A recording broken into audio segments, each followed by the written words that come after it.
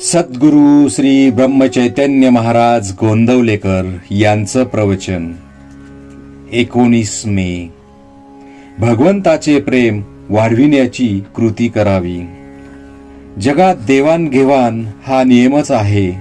लाकडाचे 2 तुकडे जोडायचे असतील तर प्रत्येकाचा थोडा थोडा भाग तासून त्यानंतर एकमेकात बसवितात आणि मग उत्तम रीतीने सांधा बसतो.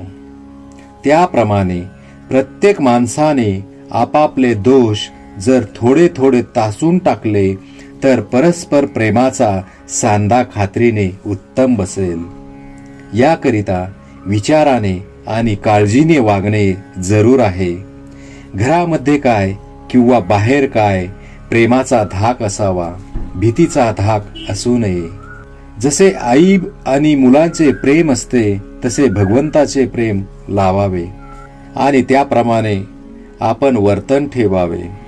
असा नियम आहे की ज्याला आत बाहेर भगवंताचे प्रेम आले तो भजनामध्ये नाचत असताना त्याचा स्पर्श दुसऱ्याला झाला की तोही भगवंताच्या प्रेमाने नाचू लागतो.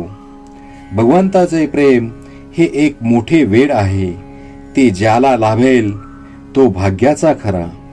एक भगवंताचे प्रेम लागले की वाणीमध्ये सर्व चांगले गुण येतात. पुस्तके वाचून किंवा नुसत्या बुद्धीने जगाची अशाश्वतता केव्हाही कळणार नाही. भगवंताचे प्रेम वाढले की ती आपोआप कळू लागते. एखाद्या माणसाचे तोंड आल्यावर पोटामध्ये भूक असून सुद्धा त्याला खाता येत नाही किंवा अन्नाला चव लागत नाही.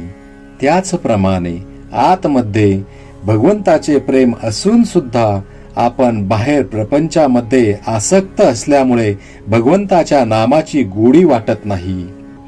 तोंड बरे व्हायला जसे प्रथम औषध घ्यावे त्याचप्रमाणे नामाची गोडी यायला आपण प्रपंचाची आसक्ती कमी करावी.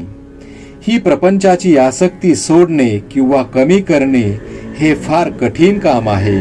त्याकरिता भगवंताबद्दल आपलेपणा, अनुसंधान आणि सत्संग हेच 3 उपाय आहेत. भगवंत हा बहुरूपी आणि अनंत ठिकाणी नटणारा असा आहे.